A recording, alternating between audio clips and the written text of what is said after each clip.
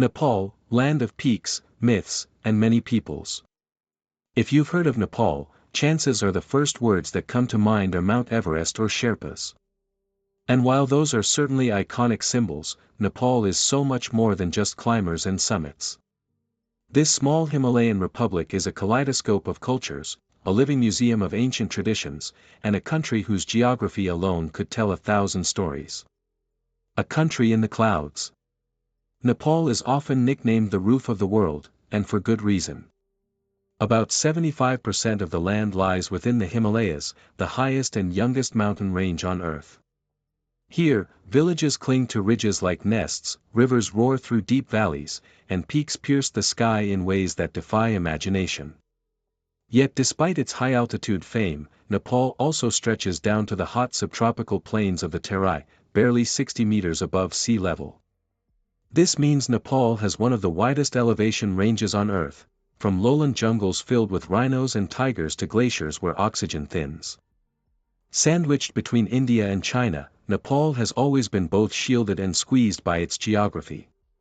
Its location has allowed it to avoid full-scale colonization, making it one of the very few countries in Asia never directly ruled by a foreign empire, yet it has been influenced, invaded, and pressured for centuries by larger neighbors. Provinces, valleys, and the capital.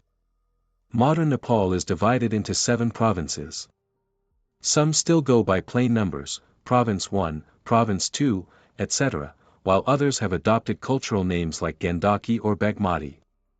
This provincial system is new, it only replaced the old 14-zone system in 2015.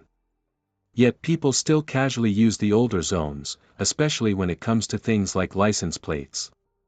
The Kathmandu Valley, home to the capital Kathmandu, has been the heart of Nepal for millennia. It's a crossroads of trade between Tibet and India, a melting pot of ethnicities, and the stage for Nepal's most important historical events. Though Kathmandu is the political and cultural hub, the official provincial capital lies in Hitauda, showing how decentralization is shaping Nepal's governance. Getting into the country often means braving Tribhuvan International Airport, Nepal's busiest and once its only international gateway. To handle rising numbers of tourists and climbers, new airports are under construction, including Nijgad and Pokhara International. And for thrill seekers, there's Lukla Airport, infamously dubbed the world's most dangerous runway, perched on a cliff where pilots must take off perfectly or face a freefall. The land that keeps growing. Nepal sits right where the Indian tectonic plate collides with the Eurasian plate. That collision created the Himalayas, and it hasn't stopped. The mountains still rise by about 2.4 inches, 6.1 centimeters every year. That means Everest, known locally as Sagarmatha and in Tibetan as Komalungma, grows taller with each passing generation. Of course, this comes at a cost. The seismic activity makes Nepal earthquake-prone. The 2015 Gorkha earthquake, magnitude 7.8, devastated Kathmandu, killed thousands, destroyed centuries-old temples, and triggered avalanches on Everest that killed 21 people, the mountain's deadliest day on record. Yet Nepalis rebuilt, showing resilience that has defined their history for centuries. Layers of land. Nepal is usually divided into 3 main physical regions. The Himalayan region, towering above 4,000 meters, this is the realm of eternal snow and glaciers, with 8 of the world's 14 highest peaks, including Everest, Kanchenjunga, Lhotse, and Makalu. Sherpa villages, Buddhist monasteries, and yaks dominate this stark but spiritual land. The Pahad hill region, a middle zone of forested hills and fertile valleys. This is where much of the population lives, practicing terrace farming and building colorful villages across steep slopes. Famous trekking routes like the Annapurna circuit wind through this region. The Terai lowlands, a subtropical belt of fertile plains along the southern border. It is Nepal's breadbasket, producing rice, sugarcane, wheat, and vegetables. It's also where you'll find Chitwan and Bardya national parks, home to elephants, gharials, rhinos, and Bengal tigers. Nepal's rivers, fed by glacial melt, are lifelines. The Koshi, Gandaki, and Karnali are massive systems that irrigate fields, generate hydroelectricity, and eventually join the Ganges in India. The Bagmati, flowing through Kathmandu, is sacred to Hindus.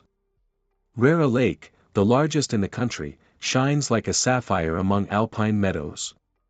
People and identity. With around 30 million citizens, Nepal is one of the most ethnically and linguistically diverse countries in the world. Over 120 ethnic groups and more than 120 languages make up its social fabric. Nepali, related to Hindi, is the official language, spoken by nearly half the population. English serves as a bridge in education, business, and government. The biggest group, the Chetri, makes up about 17%. Others include the Magar, Tamang, Tharu, Gurung, Newar, Sherpa, Rai, and Limbu. Each has unique traditions, clothing, festivals, and cuisines. Religion here is equally layered. About 80% are Hindu, 10% Buddhist, and smaller communities follow Islam, Christianity, or traditional animist practices. But in Nepal, Hinduism and Buddhism often blend, temples are shared, festivals overlap, and gods are worshipped side by side. The country is famous for its Kumari tradition, where young girls are revered as living goddesses until puberty. Dashain, the longest and most celebrated festival, unites the entire nation with rituals, family gatherings, and animal sacrifices. Food, flavors, and daily life. Nepalese cuisine reflects its geography and diversity. Dal bhat, lentil soup with rice, is the everyday staple, often eaten twice a day. But every region adds its own flair. Momo dumplings, steamed or fried, filled with meat or vegetables, are beloved nationwide. Gundruk, fermented leafy greens, is a rural delicacy. Sel roti, a sweet, ring-shaped rice bread, is common during festivals. The Tharo people of the Terai are known for spicy fish curries and pork dishes. Tibetan-inspired dishes like thukpa, noodle soup, and laping, spicy cold noodles, thrive in the north. Street food culture thrives in Kathmandu, where vendors sell pani puri, aloo chaat and spicy chickpeas to students and workers on the go. Economy and challenges. Despite its natural wealth, Nepal remains a developing country. Agriculture still employs more than half the workforce, but only about one-fifth of the land is fully cultivated. Hydropower is a growing industry, with projects that could make Nepal a major energy exporter. Tourism, especially trekking and mountaineering, brings in foreign currency, but it is vulnerable to global crises like earthquakes, pandemics, or political instability. Remittances are crucial. Nearly a third of Nepal's GDP comes from workers abroad, especially in the Gulf states and Malaysia. Foreign aid still supports much of its development budget. History in brief. Nepal's story is long and complex. Neolithic settlements in the Kathmandu Valley. Mentioned in ancient Hindu texts. Kiratti dynasties ruled for centuries. The Lichavi and Mullah kingdoms fostered art and architecture. Prithvi Narayan Shah unified Nepal in the 18th century. The Anglo-Nepalese War, 1814–1816, ended with the Treaty of Sugauli, reducing Nepal's territory but preserving independence. Slavery abolished in 1924. Political struggles between monarchy and democracy in the 20th century. 2001 royal massacre shocked the world. In 2008, the monarchy was abolished, and Nepal became the world's newest republic.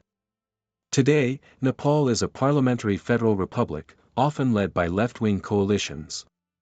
Though its ruling parties call themselves communist, the country functions more as a democratic system than a strict socialist state.